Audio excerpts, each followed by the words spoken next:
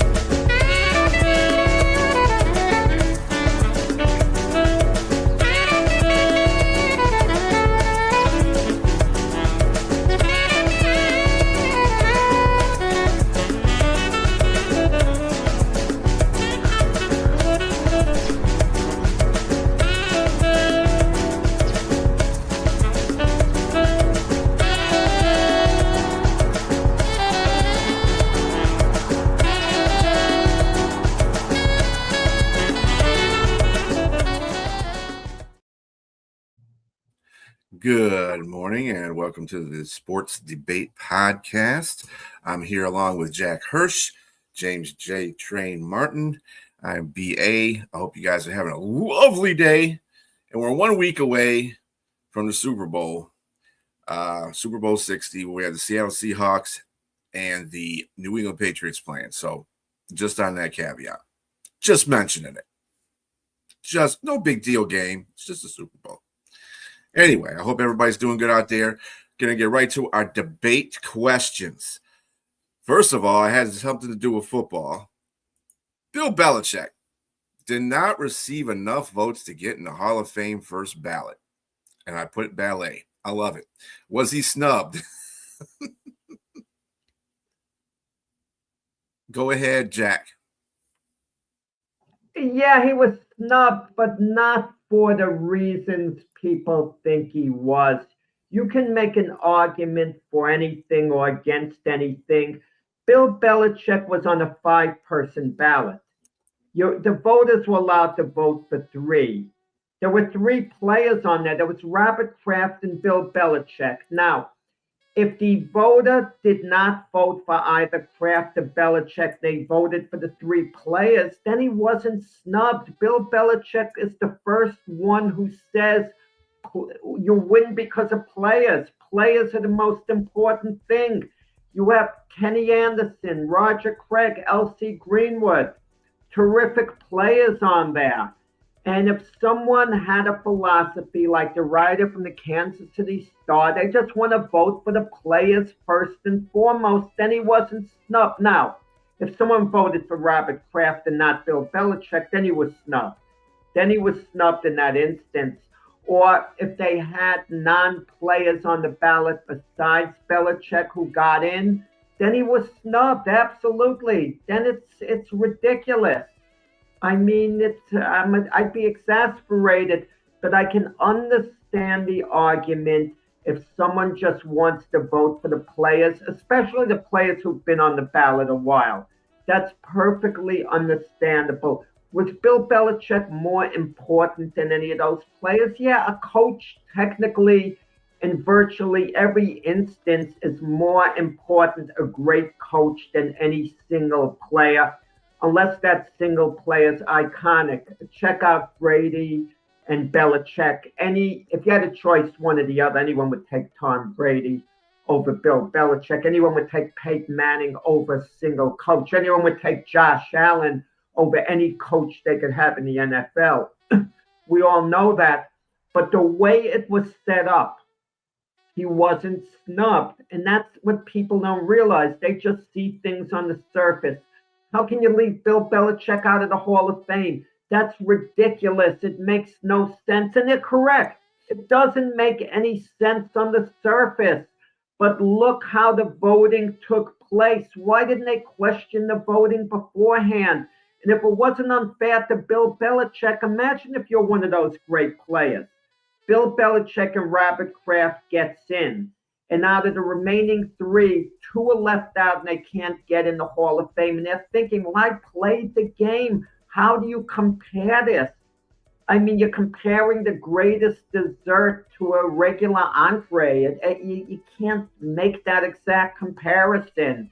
And no, the way things were set up, Bill Belichick wasn't snubbed. Under normal conditions, it's ridiculous he didn't get in on the first ballot, but they set up the voting categories the wrong way, and based on that, no, Bill Belichick didn't get snubbed.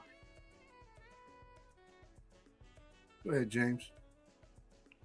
I don't know if I want to go ahead, man. Jack just laid it out so eloquently and just gave out a real good explanation as to why Bill Belichick didn't get snubbed. But I mean, I'm going to say, yes, I agree with you on the fact that if you have a specific criteria, then yes, of course, he didn't get snubbed. But we're talking about a guy that won 6 Super Bowls. I mean, mind you, it's a team effort. It's a team effort with a quarterback that was otherworldly as well. But I mean, great defense as well. But within 20 years, 20 seasons, man, 6 Super Bowls. There's no other coach that compares to that. You make an exception regardless of your criteria. Now, mind you, when I heard it explained to me about how guys look at criteria, how they're gonna always look at the players first. They're going to have the coach, the owner secondary, I forgot what they call it specifically, but it kind of reminds me of when I was in the Army. We would take, like for guys to get LASIK. LASIK was a thing in the Army, for those of you don't know out there. We would take soldiers out to go get free LASIK. You get it for free. As long as you had a year and a half left on your contract, you can get LASIK. But you had to be the frontline soldiers to get it, first and foremost. And then support would be like, let's say we do 80-20 of people that will get it. 80% frontline, 20% support. And so you be the other guys who fall in support. So you would wait a lot longer if you were the support. Let's just put it in that way. So that kind of reminds me of this here when you're looking at the players. The players are the front line.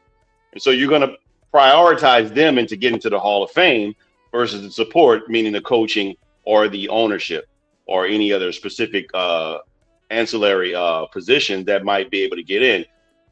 But Bill Belichick specifically, you make a different criteria. You look at it differently because it's just astronomical what was able to do during a time when he was in with one specific team. Let's not even talk about when he's with Cleveland. He was able to get a playoff win with them, one, but to go into New England, and they weren't great at the time. I mean, they came off a Super Bowl appearance in '96 with Bill Parcells, but they weren't that good in between that time. I mean, and a whole new era started with him.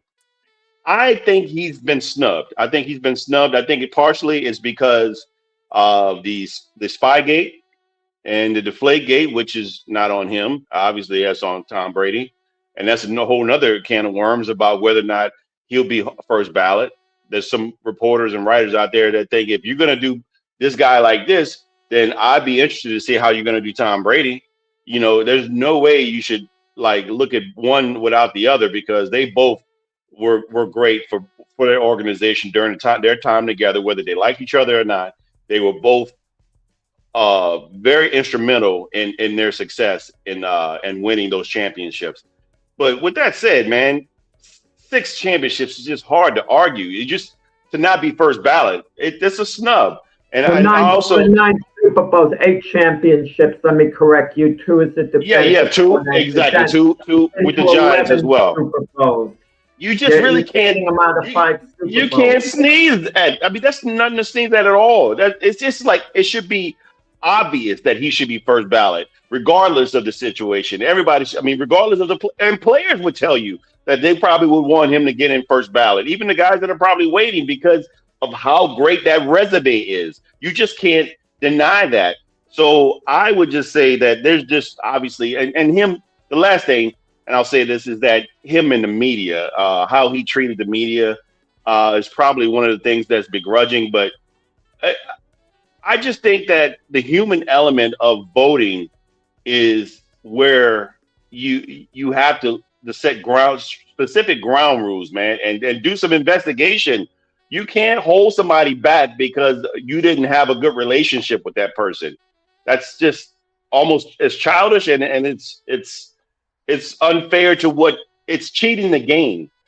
Forget Bill Belichick. It's cheating us. It's cheating us as fans, people who want to see the thing, the fans of New England.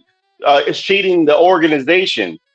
You really should allow this guy to be first ballot Hall of Famer, but it's not going to happen now because it's been cheated. There's no way you can get that back, and the game has been cheated. I'm just going to say that, and I'll leave it at that. Well, I can make an argument, and a very good argument, a fair argument, that the owner, Robert Kraft, should go in ahead of Bill Belichick if it was one or the other.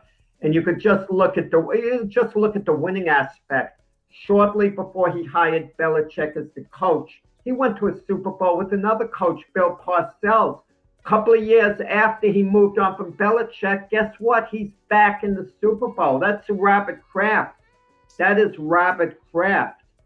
Keep that in mind. He didn't want to get rid of Tom Brady when he did. And he was finally forced to because Belichick told him that Brady's basically gassed out. And then Robert Kraft says, as soon as I get rid of him, he wins the Super Bowl. He was really ticked off at Bill Belichick. That showed how washed up Brady was winning the Super Bowl.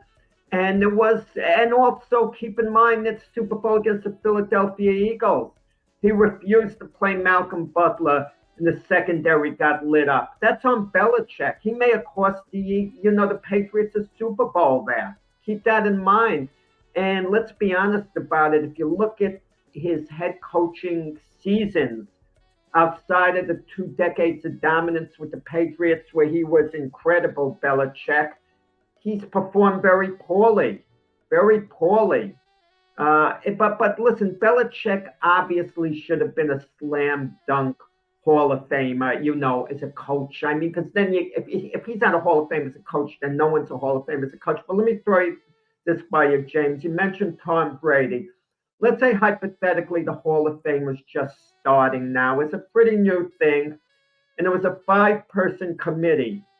Vince Lombardi, George Halas are on there, Jerry Rice, Tom Brady, whoever else is iconic.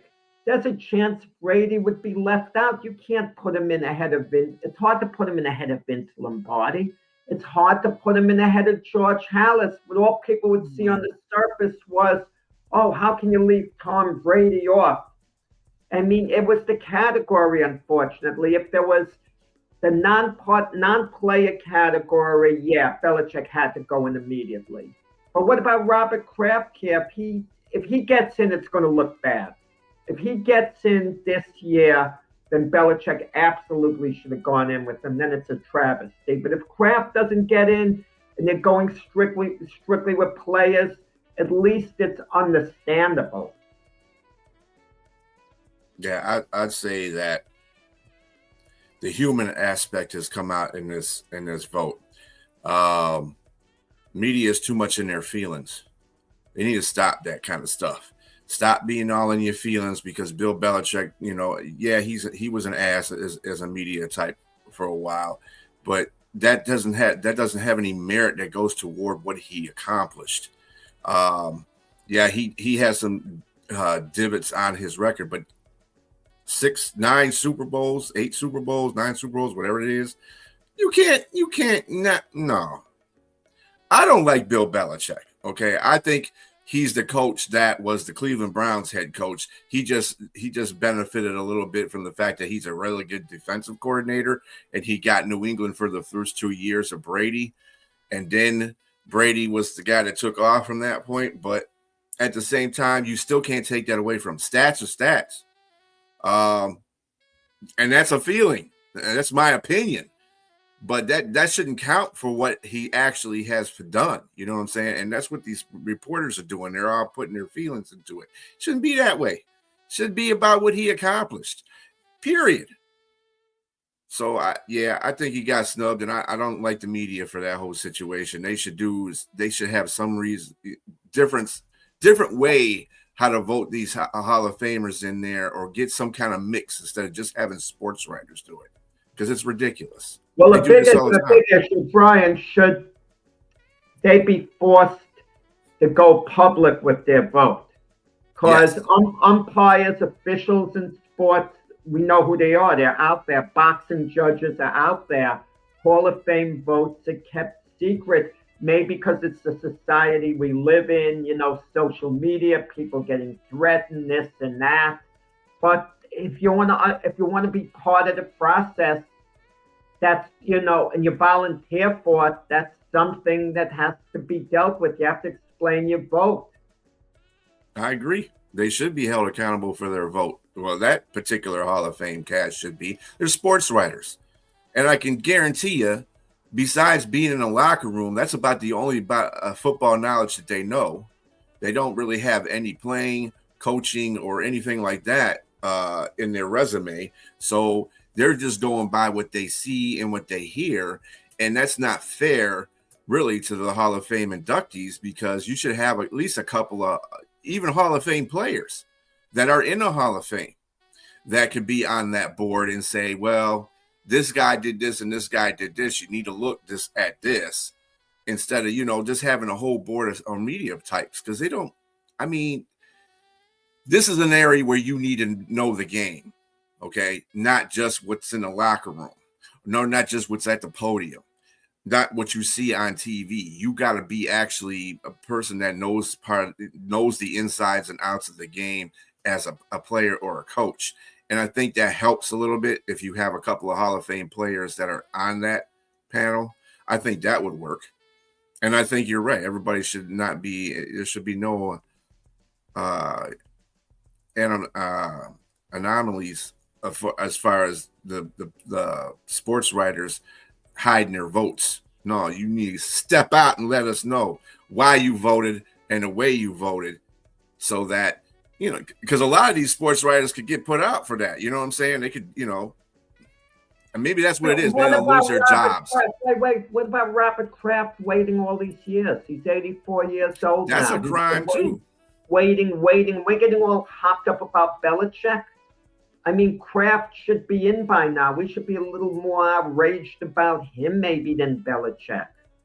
Yeah, I disagree with that because right now the subject matter is Bill Belichick not getting in. I mean, he was the first one to show up. Bob Kraft, we should have been talking about him not getting in. And I think there have been some communications in regards to, him not being brought in. I mean, you look at his situation versus someone like what's the Jerry Jones that's in, and you can look at but I get it. Jerry Jones, his success came before Bob Kraft. And so I could say, if we're going by the criteria as to how they're voted in, I can see why Jerry Jones has gotten in. But now the argument is that, like, you look at what Bob Kraft has done as well, he probably should have been in a little bit sooner as well because of the amount of success within a short span of time. So, but yeah, either way, I'm going to say if Bob Kraft gets in, we're going to have some problems regarding this guy not being in, because maybe they could have walked in together, but the coach is the one. I mean, it'll be bad. And you know what these voters don't realize? The ones that were petty about it, they wanted to use Spygate, this and that. They take away some of the glory of the people getting in.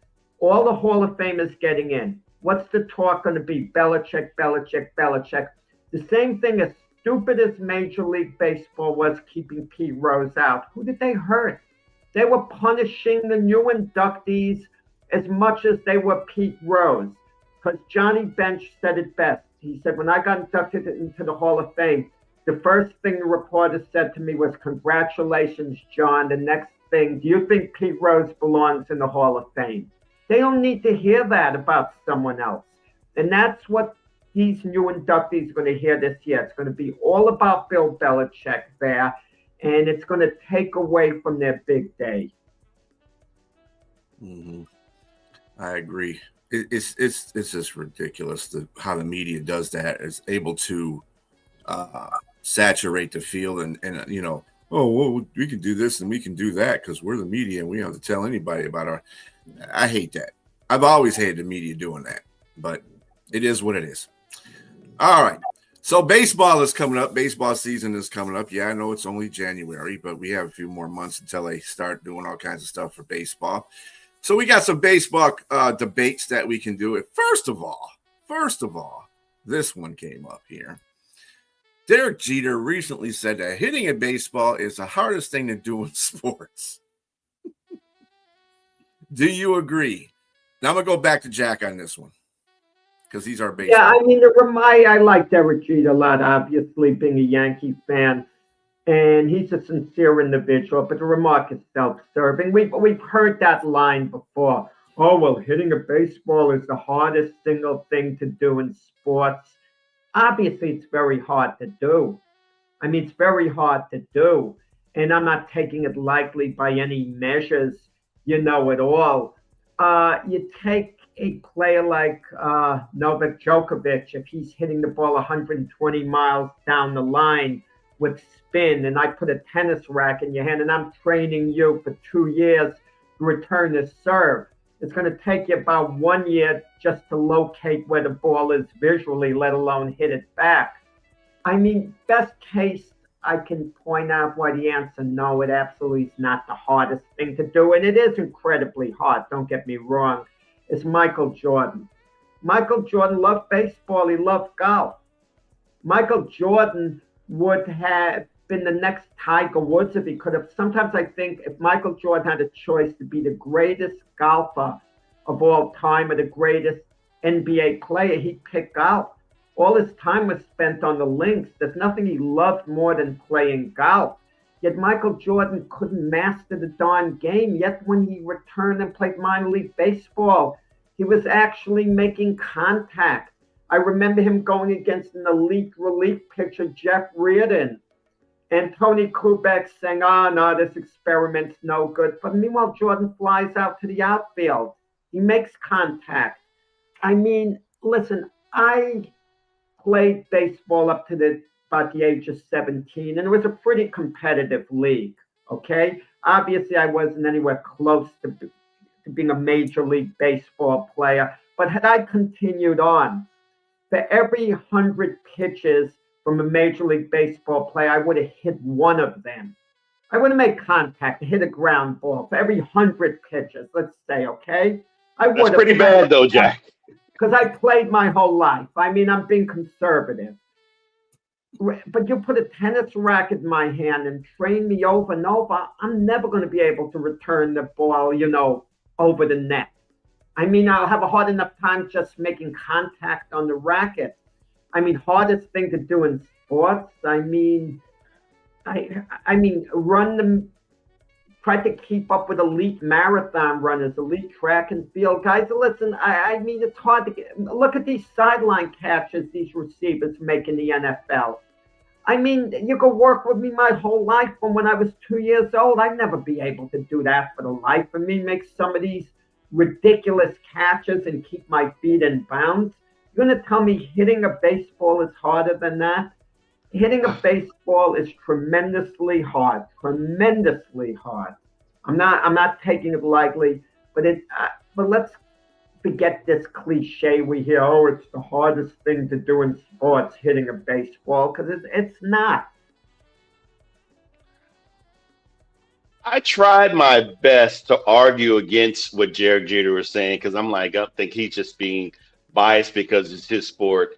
And look, I mean, he has some valid points, and I will argue the points. I would say it's a small baseball that you're trying to hit. Someone is standing on the mound 90 feet away, 90 feet away, and they're throwing 60 feet, 6 inches. Okay. Well, short amount of time, yeah. Yes. 95 plus miles an hour ball is coming towards you, and you're taking a cylindrical object to try to hit that in a matter where you have to make decisions in a pretty much, the time it blinks, that's what I found the stats for that. The time it takes to blink is 0.4 a second, 1/10 to 0.4 a second to try to compartmentalize if the ball is good enough to hit. Like I was reading, listening to Barry Bonds talk about that when he was talking about if he has to try to outwit the person that's throwing to him to be able to throw to where he can hit the ball. It's a very difficult thing to do. At that level, it's a very difficult thing to do. And I compare that, okay, so let's say a pitcher's throwing you the ball. What if a guy's, when I'm looking at football, like a quarterback, because he was arguing with Patrick Mahomes about it.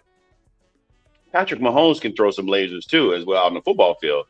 It's hard to catch a different, you're catching with your hands out there. And those guys are making maybe like, some of these guys are making 100 yards, 100 receptions a year or a season.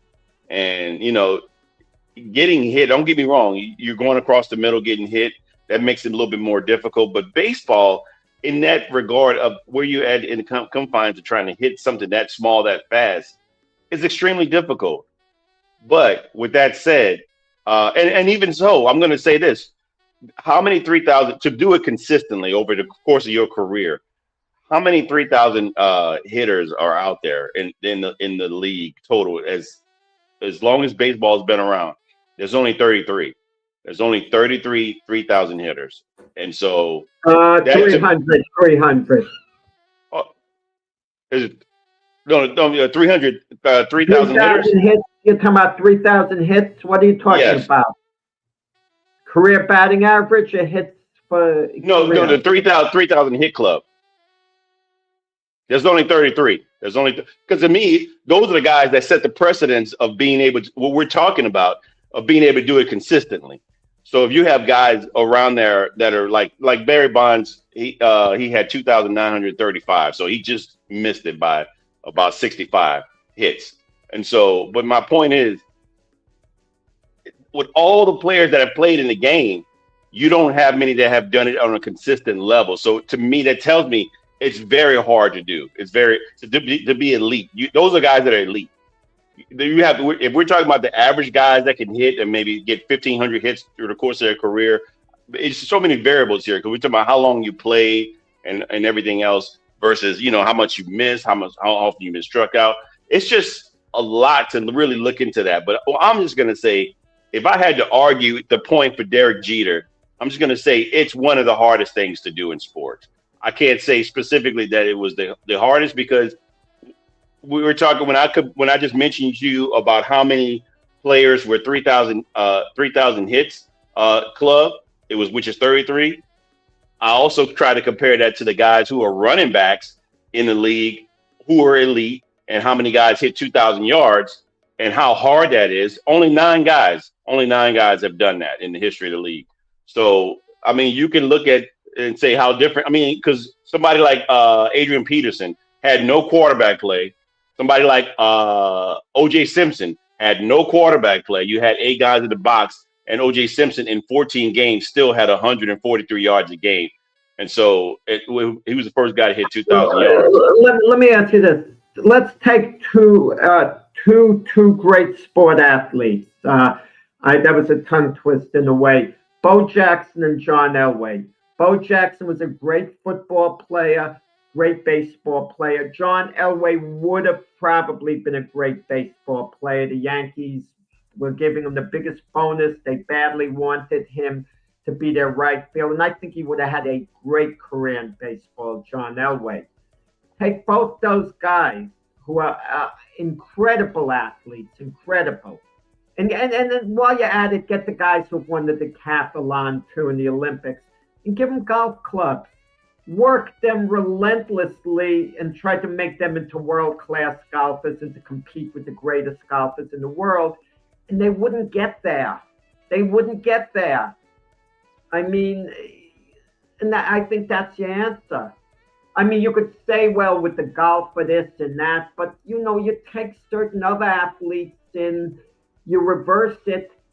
I'm not saying they'd be good baseball players, but they would at least be able to hit the baseball and be maybe very mediocre. Maybe they'd hit under 100 batting average for the year, but they'd make contact some of the time. That's what I'm trying to say.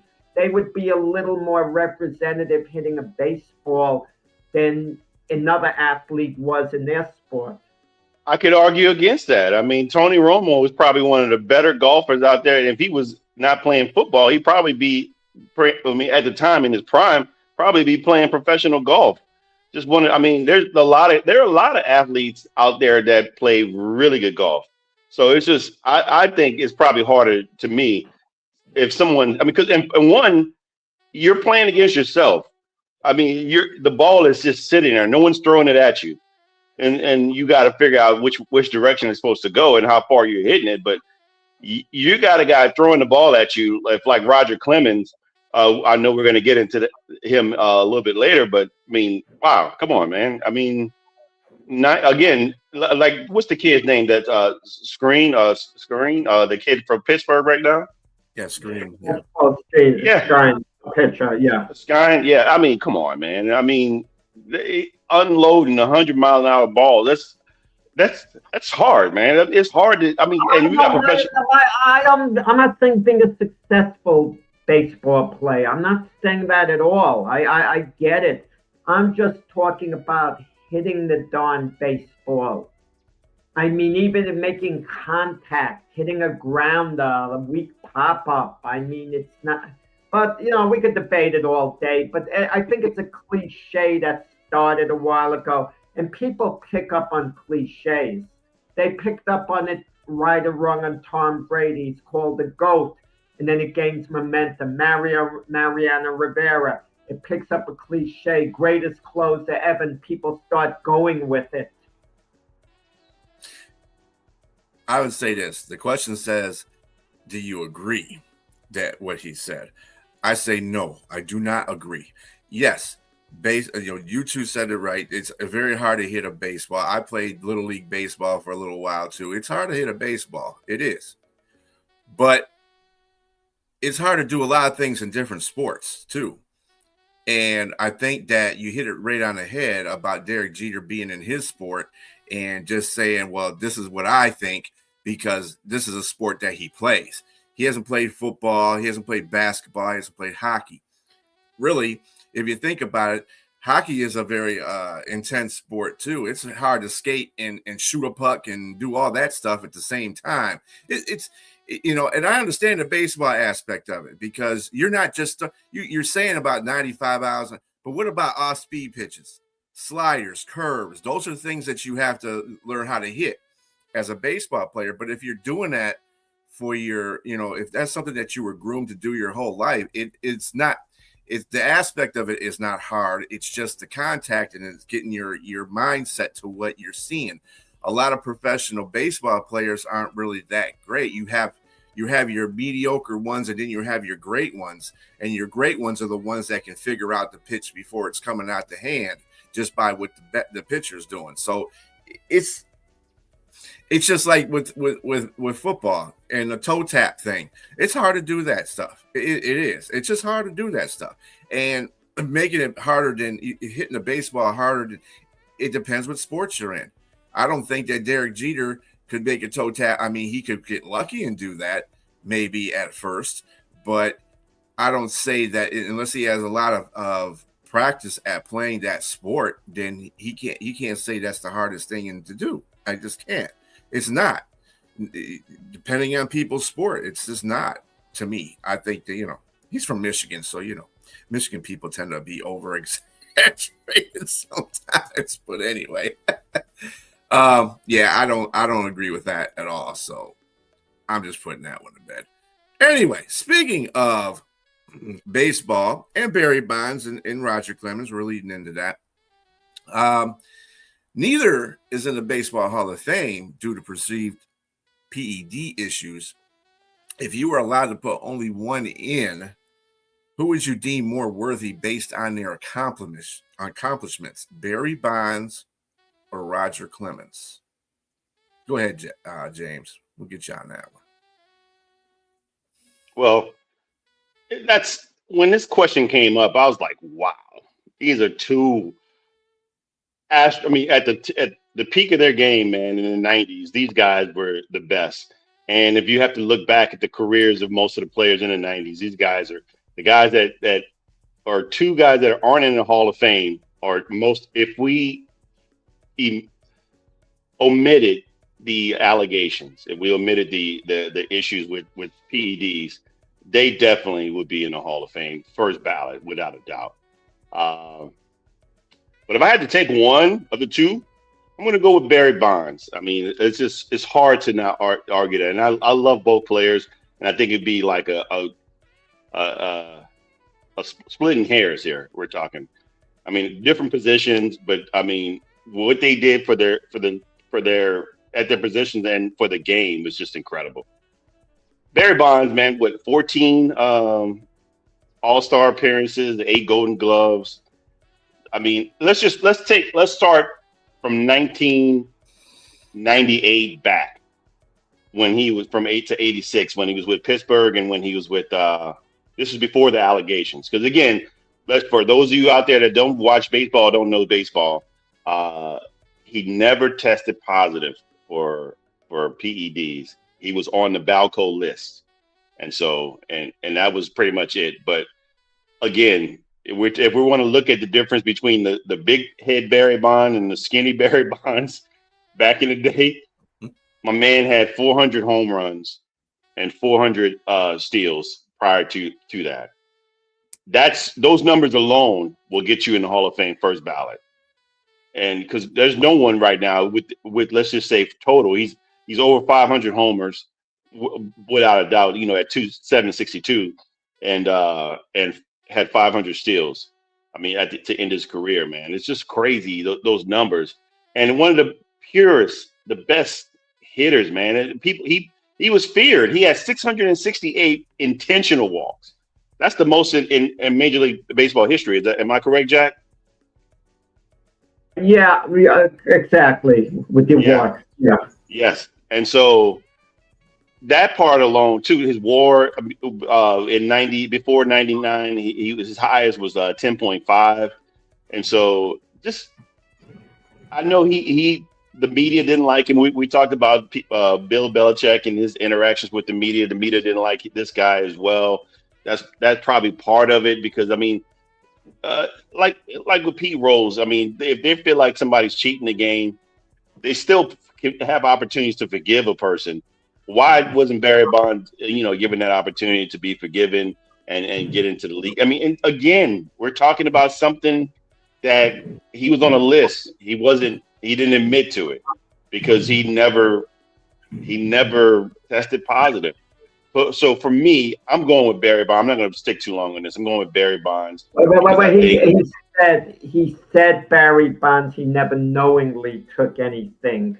It's obvious. Come on. No, I'm not saying he didn't.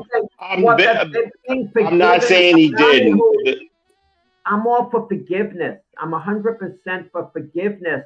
But when a guy is rude and surly all the time, at what point do you forgive him? Do you forgive him the moment you're supposed to cast your ballot?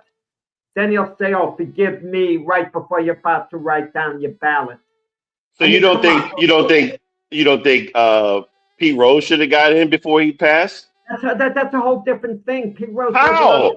He had all kinds of stuff going on outside of baseball. I mean, there's allegations about with come on, man. It's not different.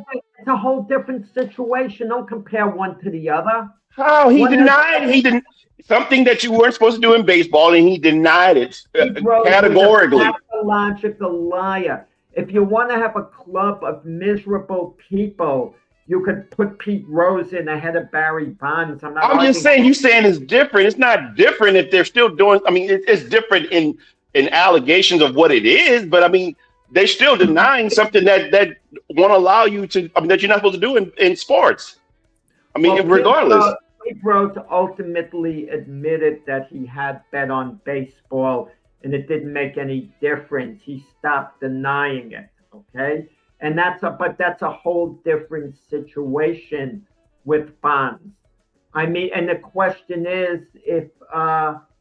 if you could only put one in, who would you put in? Him, Roger Clemens, based on what they're contributing on the field. Okay, I mean, you're taking it to a whole different thing. You're saying put him in the Hall of Fame. Yeah, I would vote for him in the Hall to go in the Hall of Fame. Bonds to go in. You don't have to. I'm not arguing. Oh well, because he was on the stuff, this and that. But does anyone in their right mind believe he wasn't? I I didn't mean, say that. I didn't say that. I mentioned the big head versus small head bonds. I mean, I'm saying I have no evidence. Listen, I have no evidence he was on it, but I would vote for him to go in the Hall of Fame, because personally, I don't give a darn because Bud Selig oversaw the steroid era, the commissioner, and he's in the Hall of Fame. So to me, that's already, you can start welcoming all the players in. I'm not caught up in that. it's a Because bit that's, hypocritical. Yes, of course. okay, I'm looking at it another way, okay? This is for my team. You're not really you don't have a team. You're not really a baseball fan per se as far as having a team. Brian's a Tiger fan. I'm a Yankee fan. I like to look at it if they're 22 years old and we could have them for their whole career. Who would I want, Bonds or Clemens? And I would want Clemens would be my guy because he would be a more valuable player to have. Now you could argue who would you rather have, an everyday player or pitcher? A pitcher impacts the game more. Plus, teams can get around Bonds by intentionally walking him, minimize the amount of damage he causes. We saw that in the World Series. The Blue Jays intentionally walked Ohtani like 4 times in a row. You can't get around a great pitcher like Clemens. You just can't. 7 Cy Young Awards. That's filthy, outrageous with different teams, with the Red Sox, the Blue Jays, the Yankees, the Astros. I mean, that's off the charts what this guy has done. You know, I mean, it's incredible. I mean, give me either guy. I get it.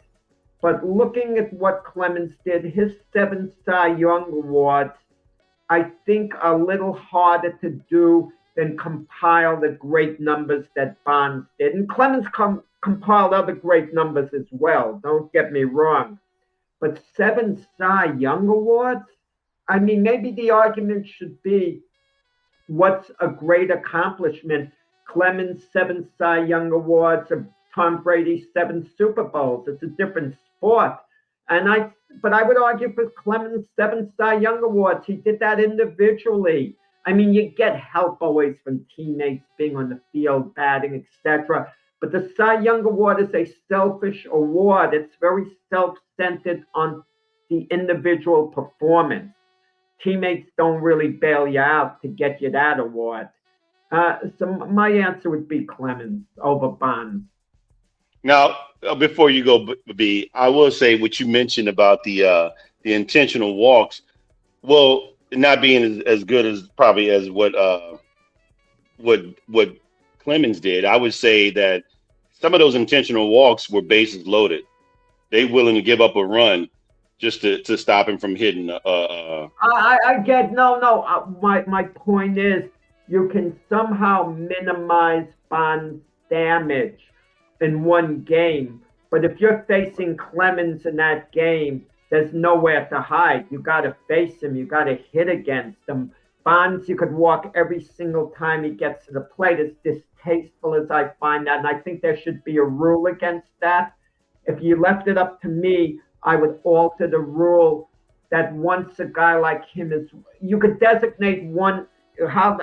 Brian, you listen to this. You're going to get a kick out of this too. You designate a franchise hitter for the game. And once you walk him, you know, he automatically gets 2 bases every time out. 2 bases instead of 1. Instead of going to first, he goes to second every single time. Now are you going to be so quick to walk a guy like Bonds Ohtani? I don't think so, because you're putting him in scoring position. Just a thought.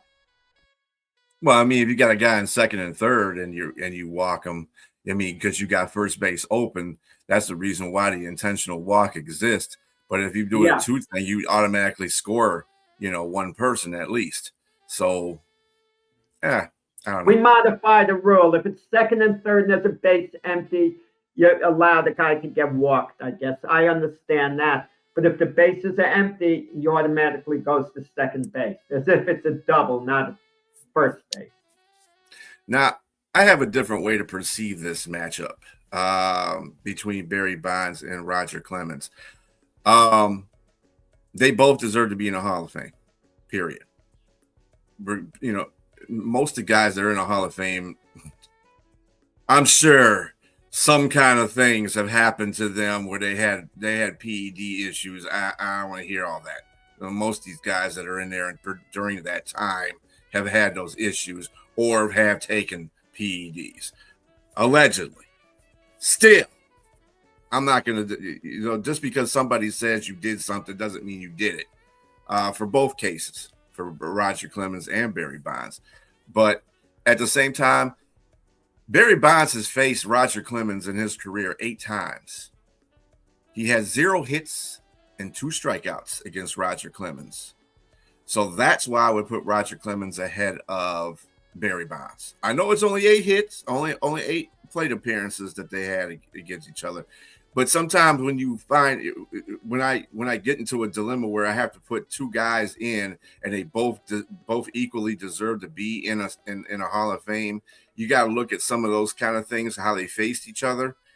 It's minuscule, but it still serves a purpose, because if Barry Bonds was in fact as dominant as Roger Clemens, then he would probably want to hit a home run off of him or made Roger Clemens walk him.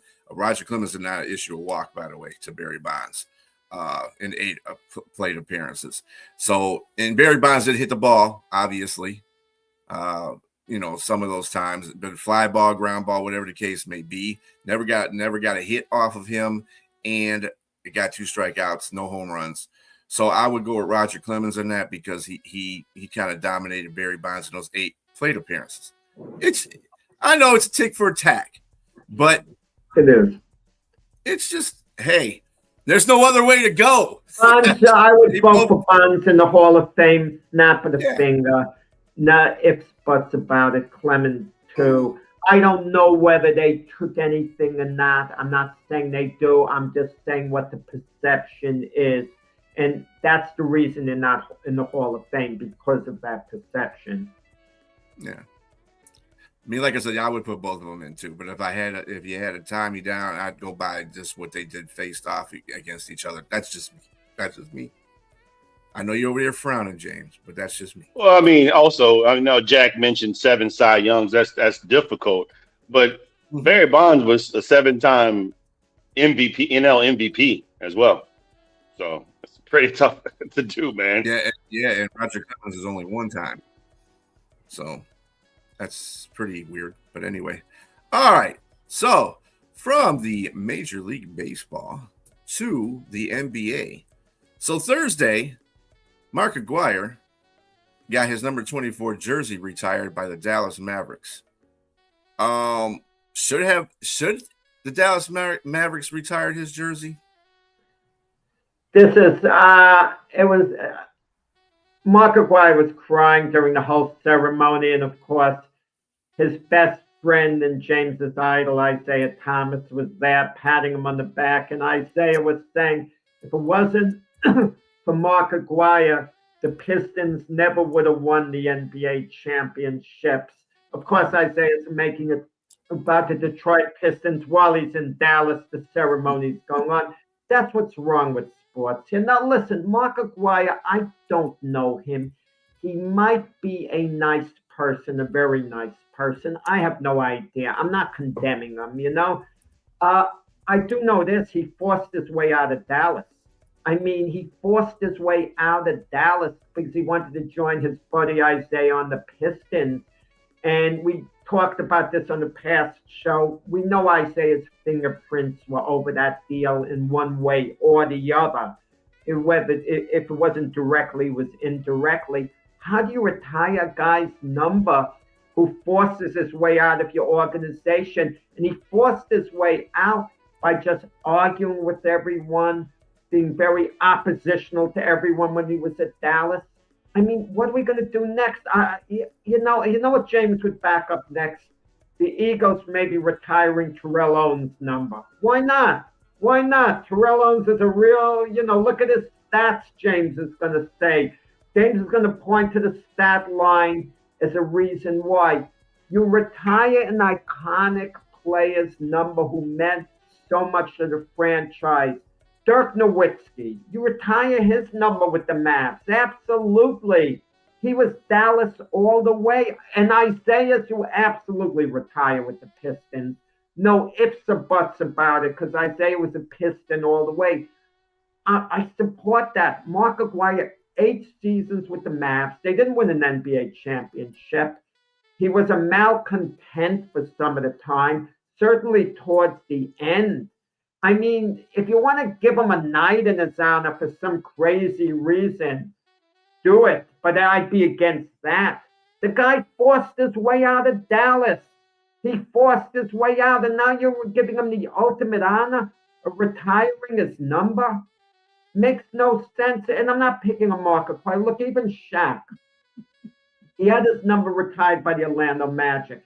He was there 4 years, and he signed as a free agent elsewhere.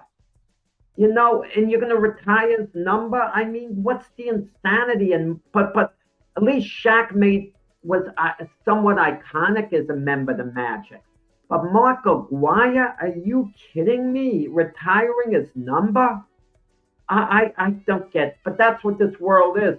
Next thing, he's going to get a big broadcasting position on ESPN, this and that. All the guys who rebel. I mean, Tyreek Hill, look for him to be on ESPN or something after the Dolphins retire his number.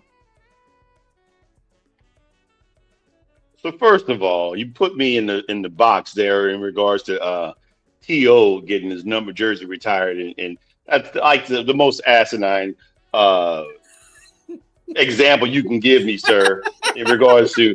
I mean, he played there one or 2 seasons. I mean, 1.5 seasons, if that. Look, I definitely would. I mean, as much of a fan of T.O. is, I'd be flabbergasted if I thought that the Eagles were retired. I mean, I think the sport would be just What about the trash. 49ers then retiring T.O.'s number? You might consider that. Maybe, but a lot of his great numbers were there. So it's a possibility. You can't blame the guy for them not getting to. I mean, there's a collective effort. I mean, he did some great things in San Francisco. So, but with that said, Mark Aguirre, the best parts of his career were in Dallas. It wasn't in. I mean, don't get me wrong. He was a role player when he got to that latter part stages of his life and what they were able to do in Detroit. But he was a star. He was a star in Dallas, and so he put up big numbers, and he was the main focal point down there in that team. So I could see why they were retired a number. I mean, it is kind of odd. Maybe they're just paying homage to a guy. You know, we were talking about how people go through things at the time, towards the end. People forgive each other, Jack. People get over things. I mean, because you want to look at the positives. I think the time that he spent there, I'm pretty sure the majority wasn't bad. Otherwise, they wouldn't be doing this. I mean, and maybe they're trying to take the focal point of what happened with Luka. They want some great things to show up in Dallas right now. Maybe they're trying to say, okay, let's focus on some things from the past, a blast from the past, like Mark Aguirre, and because introduce some of the younger fans, because a lot of these young people don't really research or look in their history and see who these guys of yesteryear were, and obviously he was something there. He meant something to that organization. So I don't have a problem with this. I would have a problem like what you mentioned if it's something like a guy to play. Now I don't have a problem with the Shaq, the impact that he had on that team. Who were the Orlando Magic before Shaq got there? I mean, why not? Even if it is 4 years, you're telling me that you wouldn't retire Terrell Davis's jersey for the short time he played in Denver? He wasn't a malcontent. He didn't cause trouble. Shaq wasn't a malcontent. What was not? He was there 4 years. Mark Aguirre forced his way out of Dallas. Towards the end, Jack. Towards the end. I'm not again. And how long ago was that? How long ago was that? My point is, people move on. People say, maybe I want to forgive. Maybe I want something a part of our organization to be legacy. You always talking about legacy players and different things like this. You telling me that he wasn't a legacy player there at that team, regardless of what happened at the end. You're telling me that somebody like Saquon Barkley probably shouldn't have his jersey retired with the Giants or something like that. I mean, I don't know what, I mean, he probably could have had a lot more there if if the team was a lot better around him, but he was their best legacy player there in New York. So I'm not saying that if they didn't give him a retire his jersey, I wouldn't be mad at it. But the fact that they're retiring it as well and acknowledging what he was able to do there, I'm not mad at that either. Again, like you brought the thing about Shaq. I mean, come on, man. Shaq did well with that and brought them to heights that they'd never been. And they went to a championship. Of course, they went to a championship. Let's hear from Brian. Wow, just dismissed you, James. Yeah, James is just going off the rails. Yeah, I see the time. My apologies. Yes. No, you're good. You're good. You're good. You had plenty of time, brother. You had plenty of time. Mark Aguirre, yeah, maybe Dallas thought that was appropriate to retire his jersey. I kind of get why they did it. I mean, Dallas wasn't that great at that time anyway. He was a superstar because there was nobody else on that team that was that good. So, I mean, yeah. And really, malcontent players got switched. So, I think they both fit in the system. Adrian Dantley went to Dallas and became a superstar like he wanted to be, and McGuire was the chip that helped the Pistons get into the championship. Now, I know Isaiah Thomas and Mark Aguirre are good friends. But for Isaiah Thomas says that was the guy that would put us over the top to get us a championship. Okay, how come his jersey's not retired here with Detroit? Thank you. Anyway, that just tells me everything right there. They are never going to retire that dude's jersey here in Detroit. It is not going to happen. Who, Isaiah? No, Mark Aguirre. Mark Aguire's not, but Isaiah's supposed to be retired, right? I mean, we know that because Isaiah is one of the greatest basketball players of all time. Mark Aguirre is not in that category. Oh, no, he might get retired in Detroit. He might be that for Dallas. At the time, Dallas was a struggling franchise to get good, because they weren't a good franchise. They just became a good franchise over the last 30 years maybe. So, I mean, they were always a crap franchise. If you looked at schedules back in the 90s and the 80s, you say, oh, we got to play Dallas. That's a win, that kind of stuff. So it's I mean, I understand why Dallas did it. And they don't retire too many people's jerseys in Dallas either. Think about that. So, I mean, I can understand why they did it. I wouldn't have done it, but knowing the Dallas franchise, yes, I can understand why. Luka's number, I can understand being retired someday for the simple reason Luka didn't want to leave. The fans and the organization, to an extent, got blindsided with the trade. And Luka loved Dallas there. So I would be okay with that. I don't have to look at the number of years Luka was there, his stats. We know what Luka's about. That's the naked eye test. But not Mark Aguirre, who forced his way out. One guy hated leaving Dallas. The other guy couldn't get out of there quick enough. Yeah, I mean, and like I said, Adrian Dantley and Mark Aguirre switching worked better for both of their careers. Well, at least McGuire got a championship ring, and Adrian Dantley became the superstar that he wanted to be in Dallas. So it worked out good for both players, I guess, in that effect. So one's malcontent was another one's gem, I guess. But anyway, on that note,